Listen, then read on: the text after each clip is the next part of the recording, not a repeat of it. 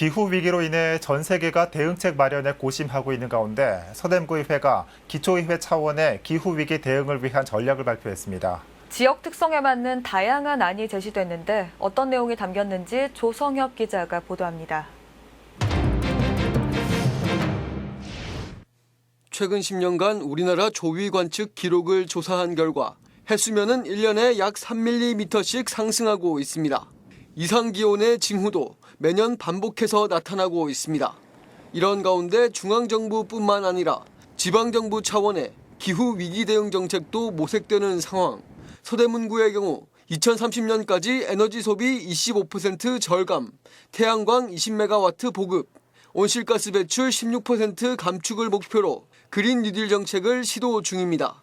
기후변화를 대비해서 우리가 어떻게 하면 에너지를 절약할 수 있는지, 에너지를 전환시킬 수 있는지, 또 어떻게 하면 탄소에 대한 이러한 사용들을 절제할 수 있을 것인지 지방정부와 중앙정부가 특히 이달 26일엔 서대문구의회 도시혁신연구회가 발주한 기후위기 대응 관련 연구 용역 결과를 발표했습니다.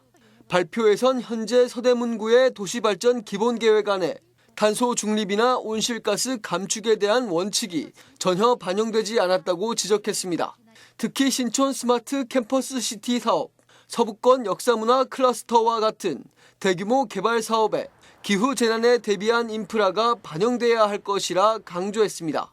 또 아파트 신축과 재건축, 저층 주거지 집수리 시기를 파악해 건축 폐기물을 최소화하고 저탄소 공법 활용을 유도해야 한다고 제안했습니다. 더불어 수송 부문에서 전기차 구매 비율은 늘었지만 에너지 소비 감축은 없는 편인 만큼 자전거 중심 도시로의 과감한 혁신이 필요하다고 말했습니다.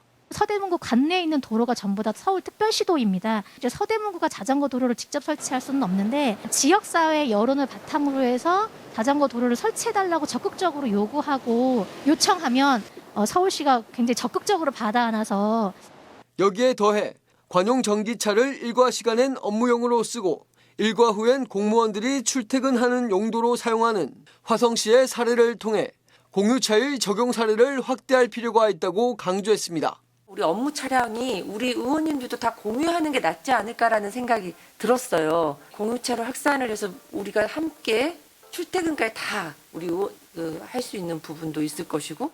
거버넌스 강화 방안도 제시됐습니다. 탄소 중립 정책 전문관을 두고 기후에너지 담당 부서와 별도로 탄소 중립 지원센터를 운영해야 한다는 것.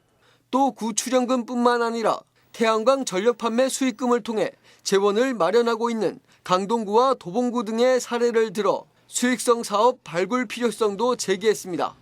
여기에 구청과 구의회 차원에선 관련 조례 제정, 특별위원회 운영도 필요하다고 강조했습니다. 공공에서 하는 역할도 하고 또 이게 주민들하고도 이렇게 서로 접목이 되어서 진행하는 부분들이 사실은 필요하다는 생각을 좀 해봤습니다. 서대문구는 이번 연구 용역에서 도출한 제시안 중 일부는 즉시 정책 반영을 검토할 것이라 전했습니다. 딜라이브 설경기 케이블 TV 조성엽입니다.